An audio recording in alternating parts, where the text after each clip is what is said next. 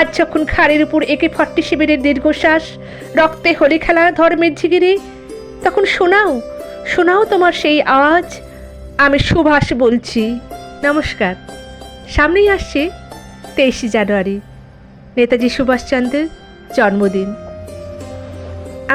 ওনাকে স্মরণ করে আমার আজকের কবিতা, নেতাজির উদ্দেশ্যে চিঠি। প্রিয় নেতাজি, অনেকদিন ধরে চিঠি লিখব ভাবছিলাম, কিছুতেই আর হয়ে উঠছিল না। আজ কোনো একটা ঘটনার নিরিখে তোমাকে চিঠি লিখতে বসলাম। ছেলেবেলায় আমাদের দোতলার ড্রয়িং রুমে তোমার ছবি, জন্মদিনে পেতাম বই, সেখানেও তুমি। বাবার গল্পে তোমারই বীরত্ব। দেখতে দেখতে, শুনতে শুনতে ক্রমে আমিও তোমার ভক্ত হলাম। বাবা বলতেন ইন্ডিয়ার আর একজন নেতাজির দরকার ছিল।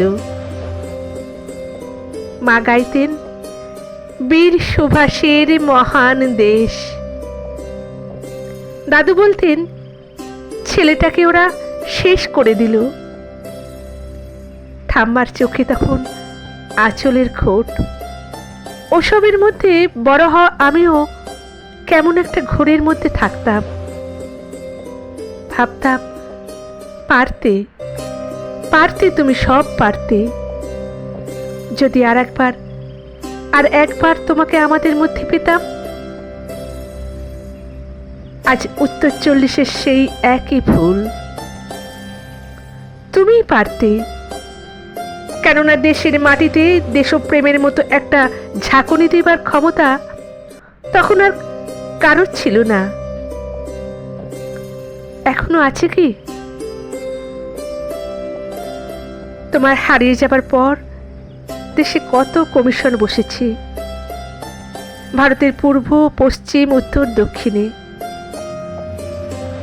কোনো পীর, কোনো সন্ত, কোনো দয়ালুকে দেখে ভুল করেছে সবাই ছুটে গেছে তুমি বলে মনে করে, কিন্তু ফিরেছে মাথা নেড়ে। তবুও তোমাকে পাবার আশায় বুক বেঁধেছে। তুমি তো শুধু বসুবাড়ির নও, গোটা ভারতবর্ষের হীরক, যার আলোয় শুদ্ধতায় কালো আলোকে সাদা করতে পারে। এই বিশ্বাসে ভর করে সবাই ভেবেছিল তুমি আসবে, আসবেই, কিন্তু এলে না। কেটে গেল অনেকগুলো বছর। পেরিয়ে এলাম জীবনের অনেক গলি খুঁজে। তুমি এখন বিমানবন্দরে, সভা সমিতিতে, রিসার্চ ব্যুরোতে, এমনকি ছেলেদের নামকরণেও। শুধু হৃদয় যেন দোলা দেয় না। জানো, তোমার জন্মদিনটা এখন সবাই ছুটির দিন বলে আয়েশ করে উপভোগ করে। আর ছেলেরা, তারা তো এখন দেশ থেকে বিদেশের খবরই বেশি রাখে। আর মেয়েরা, তারাও স্বাধীনতার ভেলায় চড়ে হতচকিত। শুধু মাটিটা কাঁদে, সেই কান্না যেন ভূমিকম্প, খরা, বন্যা হয়ে চারিদিক ভাসিয়ে দেয়। এখনো অভিমান করে শুয়ে থাকবে রেনগজিতে?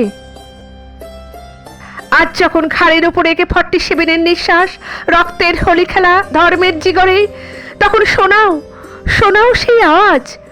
আমি সুভাষ বলছি। মেয়েটি দৌড়ে এসে বলবে, মা, মা দেখো, উনি আসছেন।